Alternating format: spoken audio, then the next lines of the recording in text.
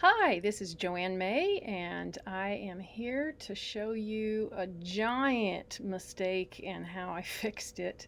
Seems to be a theme in some of my videos, but I think it's always really helpful if you have some solutions before you even begin painting to think about. I almost abandoned this painting before finding a solution to the problem, and it has to do, as you probably guessed by the title of this video, with the ink choice. I've done line and wash a lot of times and had a lot of success, but I always have used a micron pen, which dries and after a bit of time. I usually let it dry overnight before adding watercolor. In this case, I decided that I would look at some other options. I had seen a video of a lovely person doing a pointed pen, ink, dipped ink, and then a watercolor wash over it. And I thought I really wanted to try that because I love the feel of the pointed pen, which you see me holding here. And so I have Sumi ink. This was part of the video description of somebody who had done some testing of water over different types of ink. And Sumi ink wasn't 100% dry enough and waterproof enough to be able to avoid some bleeding, but I thought, well, the slightest little bit of bleeding wouldn't be a problem for this project of painting a house portrait. What happened, though, you'll see in just a little bit, was an unexpected bleeding out of this Sumi ink. I did let it dry overnight before I started the watercolor wash, so you'll see that in just a little bit. What I've done here is put a pencil sketch down first, and when I do house portraits, just like a person portrait, I think this really needs to be accurate to the house, this sketch. So I usually take a photograph. In this case, I did use a couple of different photographs, and then I make some edits as I go to line it up on the page and to shrink it down, and I make a high contrast black and white photo so that I can see how the lines look with the darks and the lights. That value study is so important in getting accuracy without detail. So I had a really nice print out of this black and white photo with the high contrast darks and lights to be able to make this sketch. And so then the sketch goes in. I decided again how much of the yard and landscaping to show. I'm putting in some detail of slate walkway there with the steps going up to the house. And so I think detail is important for a portrait, enough to have the people realize that this really is their house. So I'm making this as a gift. I love doing these as gifts because they tend to be very meaningful to the receiver. And I did it in several different segments of time, a little bit here, a little bit there, because of all the detail. The hardest part is, for me, making sure that the landscaping looks attractive and realistic, but I almost always change the season. I had a photograph of this one that was winter, and I wanted it to look like spring. So some of it does look like spring. The color of the grass, the yellowish green in the grass, and some of the tops of the trees, the leaves on the trees. But the photo I was looking at had no leaves on any of the trees. So some artistic license is required when you do a portrait unless you have the exact photo that you want to imitate. In my opinion, why imitate a photo if you can just have the photo and frame it? So I want it to look like a work of art. So here I'm adding some bushes around the trees there in front of the house. This house had lots and lots of trees, so you'll see me working on that quite a lot. And because I'm putting in a lot of detail because these shrubs looked very dark in the front of the house. They were in the shade of these overarching trees that are both in the front of the house, on the side of the house, and then in a third way, all the way behind the house.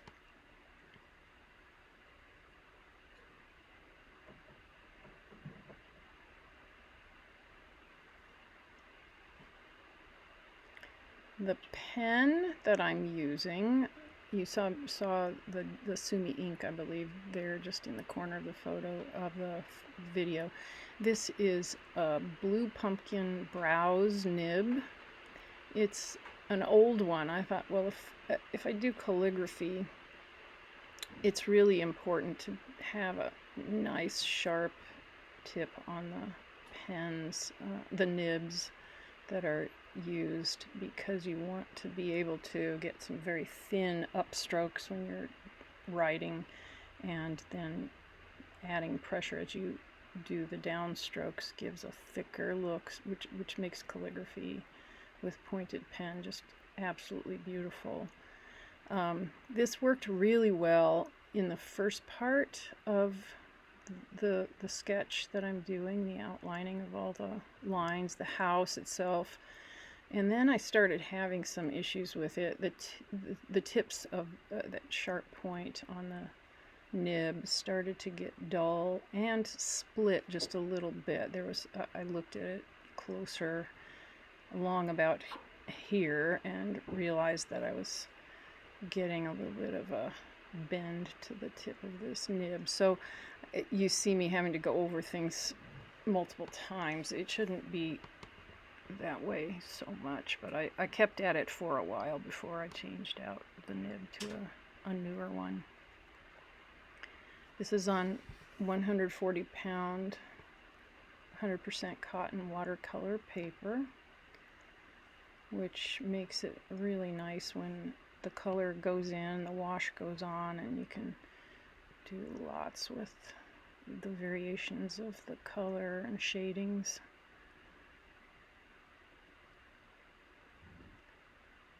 Right here, as I'm finishing up the slate walkway, I'm deciding just where the edge of this painting should be. I have a 9 by 12.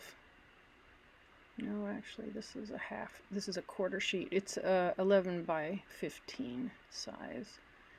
And I want to be able to have it look nice in a frame, so I didn't want to go all the way to the edge of the paper. I didn't tape it down, so I'm using my eye to determine where that walkway should end. And in a similar way, the top of the tree that I'm working on there, I'm trying to make it look balanced with the walkway at the bottom and the top. See there, you saw that nib was giving me a little trouble.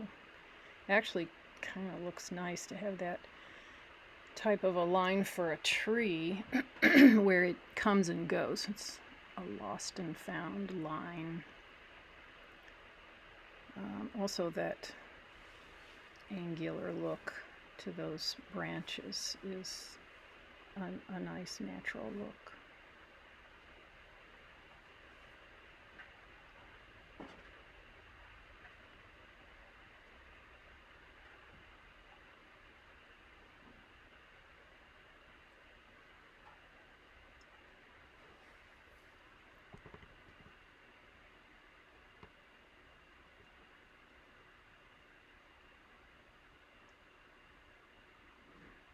I hold my pen in different ways when I'm doing line and wash because I want to have different looks, different jagged lines, or more black in certain places and less sort of that lost and found line in other ways. So I still hold the pen in almost the same way I would hold it in doing calligraphy, but I like to make the strokes go up sometimes and go down sometimes, and I flip the nib upside down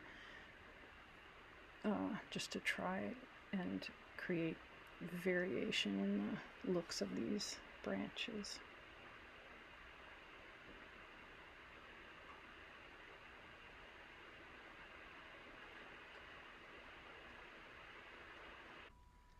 So I'll put some music on now for you to listen to while I finish sketching the outlines of these trees and branches, and then you'll see the most fun part of this video right after that.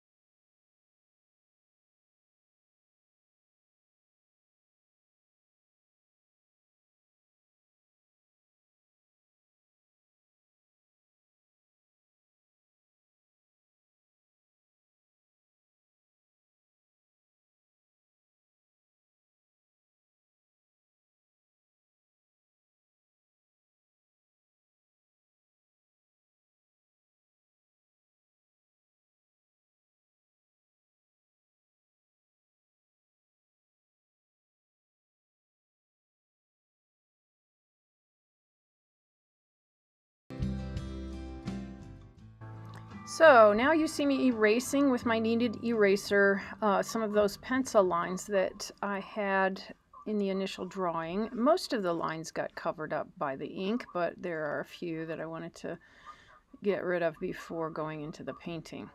But now the fun begins. I am taking my mop brush, putting quite a lot of water on it. I'm going to be doing the sky first. And I'm taking mainly cerulean blue, a little bit of cobalt blue, adding more water.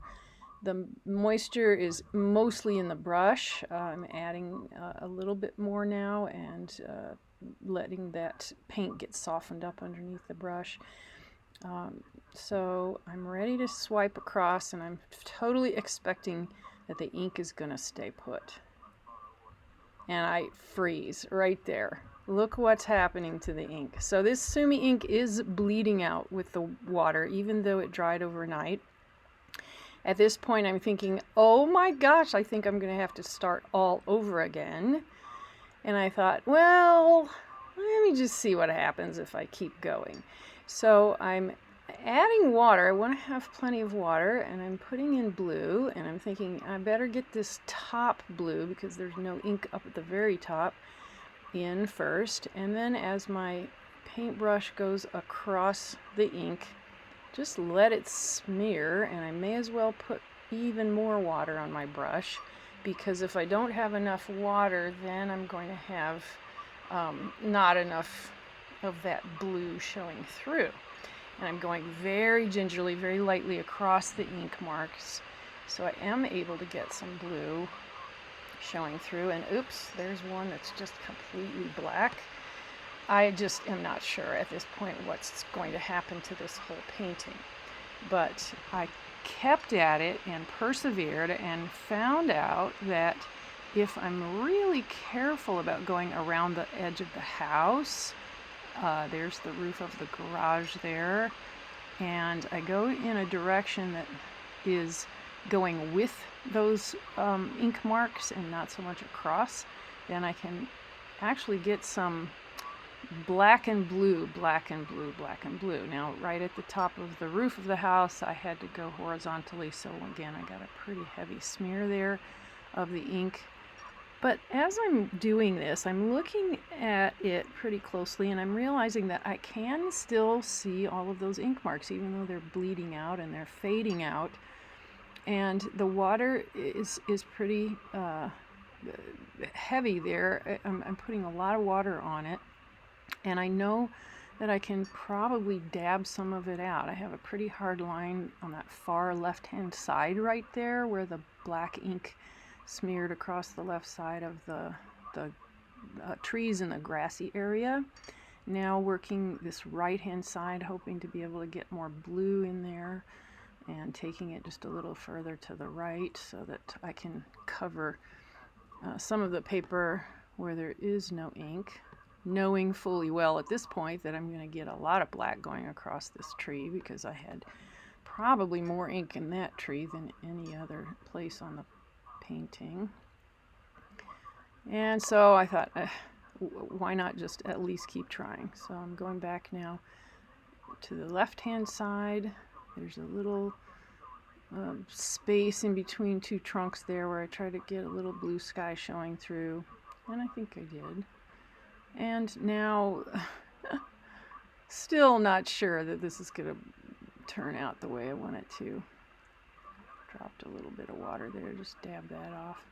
Now, when I dabbed that off, I thought, I need to get that Kleenex and dab out some of the ink. So I'm hesitating there, looking for other places where I want to make sure that I've covered areas with the blue for the sky. And at this point, I'm mostly satisfied that the area is covered, so I'm going to start lifting out a little here, a little there at first. I'm going very cautiously, gingerly, and as I'm dabbing, I'm seeing those little spots that the Kleenex is actually lifting, and then as I dab in another area, it sets down some little dots, which are really nice dots for tree leaves.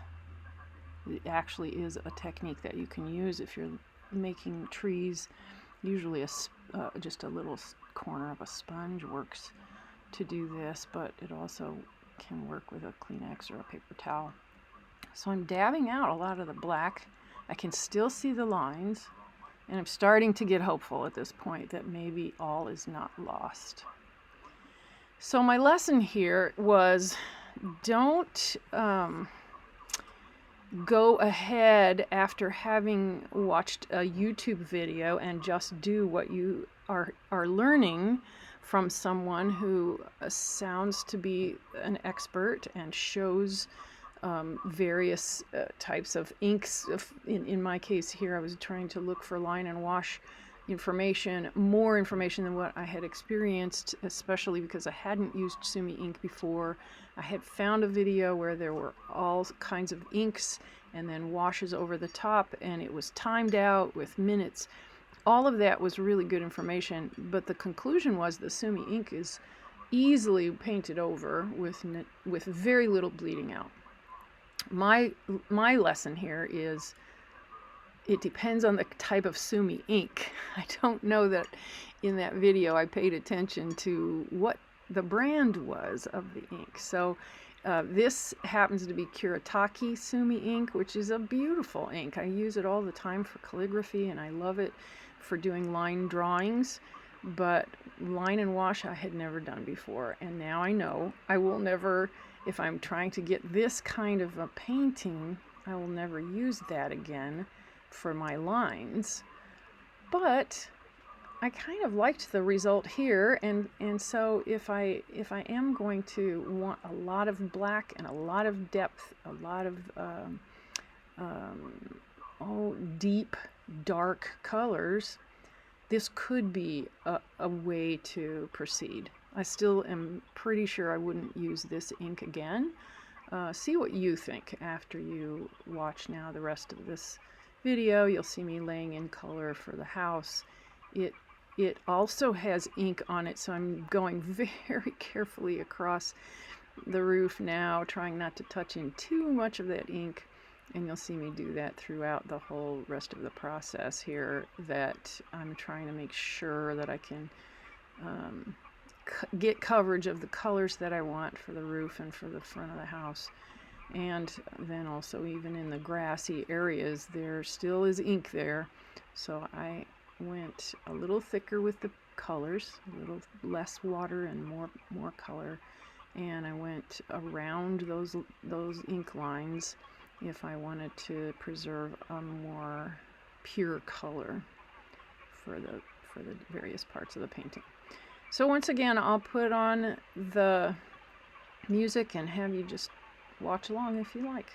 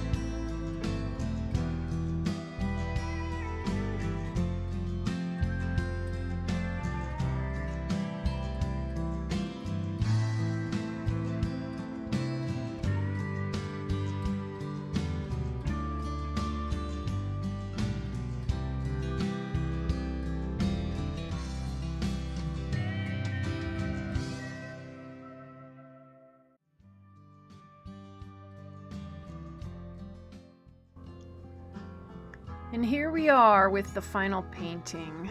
I hope you can see now where all of that darkness has actually turned out to be a nice contrast to the light and brightness of the house itself. I again would say I probably would not do that kind of Sumi ink just because it was so unexpected and rather difficult to tame back down so that the blacks were in the background. But I do have a new idea about how I might be able to proceed with Sumi ink and watercolor, especially this brand of Sumi that is the Kuretake. So thanks very much for watching. Please like and subscribe, and I hope to see you at our next time together with my next video.